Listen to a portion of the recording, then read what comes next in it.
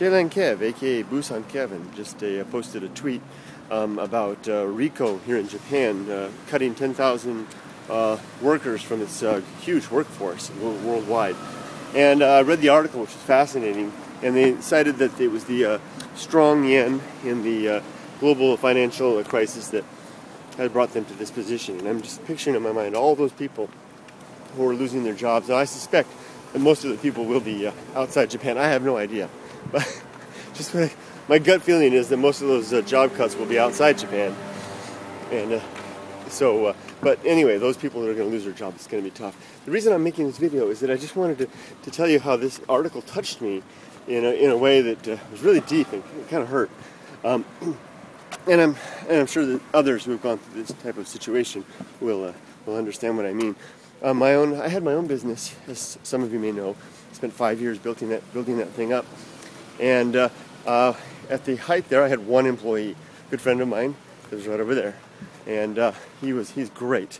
And it was great having him there. And there was my wife helping me out, and there was the three of us basically. And Emily helped out too. So kind of three folks and a little lady.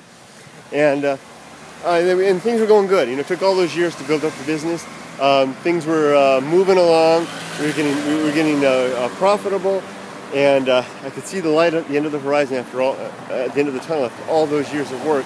And then along came the global financial crisis. In business, when operating a small business, you have your ups and downs. I measured it. I kept accurate measurements of everything, always keeping track, and you could see how the business would, go up in 1 week and then down and then up in 1 week.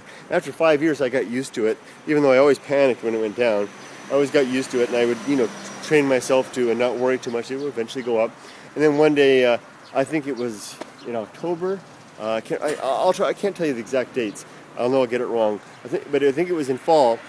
One day, it went down, and it stayed down and continued to crater. Sales just dried up. People stopped buying the stuff that I had for sale. And at that time, it cost it took over. I had to basically spend more than $10,000 a month just to keep the lights on. I usually don't talk about monies, but I mean the reason I'm stating how much. Whoa, there's the wind. Stating how much it cost was it doesn't take very long when you're spending $10,000 a month to keep a business operating. You don't go more than a couple of weeks before starting to seriously panic when the revenue starts flowing in. I mean, you need that revenue to keep things going. And we had reserves, but this is my great folly in life, was when I decided to push through into the reserves, trying to not believing what was happening, and trying to buoy the business up through a capital infusion of our reserves. Bad mistake. I should have cut my losses, withdrew the business back to. We had an office over there. Withdrew the business back to our home and ran it from there. Sought a job. I ended up doing that, but a little too late. And I ended up. One of the really sad things was I had to let my friend who was working with me, I considered him more of a partner than an employee. I had to let him go, and that really hurt. I don't know if I ever want to be an employer again. I hated that, and I'm trying to think about what it's like for those people who are losing their jobs. Now, I've had lots of jobs in the past where I had that cycle happen, and the layoffs and the like, and I've been under that threat myself as well.